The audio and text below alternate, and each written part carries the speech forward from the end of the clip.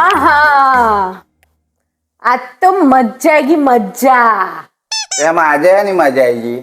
આજ તો કિટ્ટી પાર્ટીમાં મારી બેનપણીઓ ખુશ થઈ ગઈ મારાથી.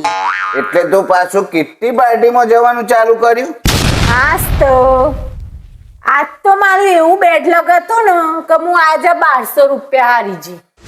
એટલે તું જુગાર અને પત્તો ને એવું રમવાનું ચાલુ કર્યું?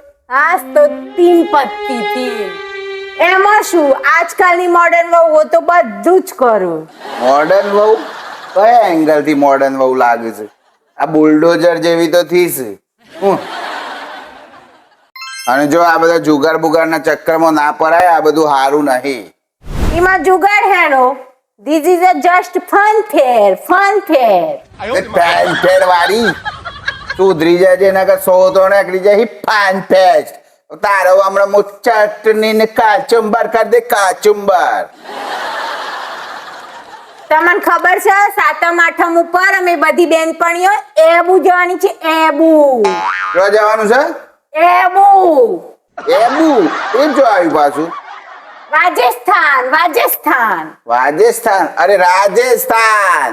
હવે રાજસ્થાનમાં એબુ કયો આવ્યું? આબુ બોલ ને ડોબી, આબુ કહેવાય આબુ. આ બધું ચોથી ભાષા ખીલાઈ છે. તારો બાપો ચો કેલિફોર્નિયામાં જન્મે તો આ બધું રાજસ્થાન ને આબુ ને એબુ કરવા માંડ્યું છે. જો આ બધું મેલ દે. આબુ જઈને શું કર્યો તમે? આબુ જઈને ટોટલી આડા રસ્તે ચડી ગઈ છે. કશું કહેવા જેવું જ નહીં રહ્યું. આ તમારા રોજ મીટિંગ ટ્યુશન અને પાવ ભાજા ઝાપટવાના હોય ને મારે કોઈ એક્ટિવિટી આવી જોઈએ છે. એટલે આવી કરવાની શું આવું જોઈએ તારે? એક્ટિવિટી એમની મુહી ખવારું ભરો. હા, એક પગ ઓમ આ ઓમ પછી એક્ટિવિટી. ઓ મારો બાપો પડી ગયો. હું એ હારો ગોડો પાછો ઓના બાદ કરું છું પાછો. આ સાલું તારા એક્ટિવિટીના ચક્કરમાં મારા મણકા ખરી ગયા, મણકા. એ ખાઈ જાય ને આ ફોદ વધારી છે ફોદ. હા સારું. હે ભગવાન, આ હું થઈ ગયું છે સાલું. આ લોકોને બહુ કાઠું કોમ છે. સાલી બાટલી ને ખોલે છે દઈને, સાલી એક્ટિવિટીઓ કરે છે, બજારમાં જ ફરે. સારું હું કરવાનું આનું? હું પેલી શાલુના પાછળ ફર્યો તને ઓની હતી તે સુમનમાંથી સુમલી સ્ટાર બની ગયા. તો કરવું પડે સારું. ચાલું હું કરું આનું? કદાચ આને મમ્મીને ફોન કરીને મારે બોલાવવી પડશે લાગે છે. એની માને બોલાવું તો એ તો એમ કે છે કે જમાઈ રાજ એ તો 1 જ વર્ષની વોરંટી હતી, હવે પૂરું થઈ ગયું, હવે કોઈ પ્રોડક્ટનું રિપ્લેસમેન્ટ ના થાય. સારું કરું તો કરું હું. તમે જ કહો મિત્રો શું કરવું? કોમેન્ટ કરો જલ્દી. અવાજ આનો અને હું બોલાઈને હવે કહી જ દઉં છું કે આ બધું નહીં ચાલે. સોમન બેસ હોય. બેસી ગઈ. હવે જો મારી વાત હોભર. આ ઘરમાં રહું હોય મારા જોડે તો કિટ્ટી પાર્ટી, બાર આબુ ફરવા જવાનું, બાટલીઓ ખોલવાનું, આ બધું ઘરમાં ચાલશે નહીં. આવું બધું હું સહન કરે નહીં. અને જો તારા આ જ કરવું હોય તો ઘરની બહાર. હું મારી રીતે જીવીશ અને મારી રીતે જ કરીશ. તો તું માનીશ નહીં? નહીં તો પછી તને હું અહીંથી વિદાય આપી દે. આ બધું આપણા સમાજમાં શોભાય એવી વસ્તુ છે.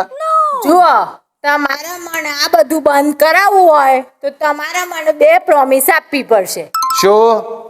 તમારા ટાઈમસર ઘેર આવી જવાનું, ટાઈમસર જમી લેવાનું, બાળકોનું ધ્યાન આપવાનું અને પૈસા કમાવા જોડે આ બધું કરવું પડશે.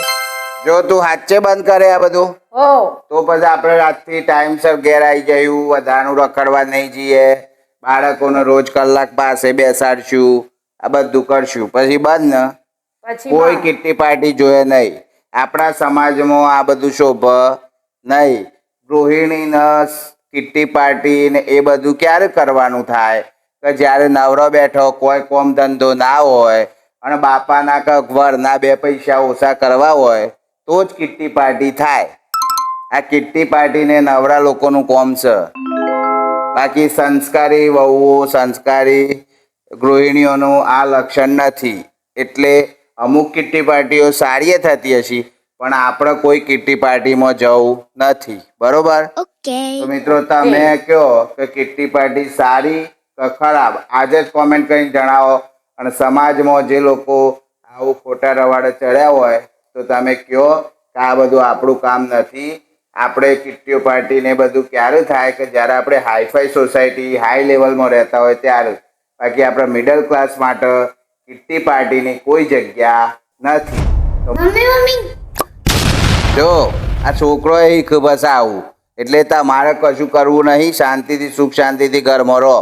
તો મિત્રો આવો જ સંદેશો જોવા માટે અને સમાજના ગ્રુપમાં શેર કરજો. મળીએ છે કંઈક નવું લઈને. ત્યાં સુધી બાય બાય.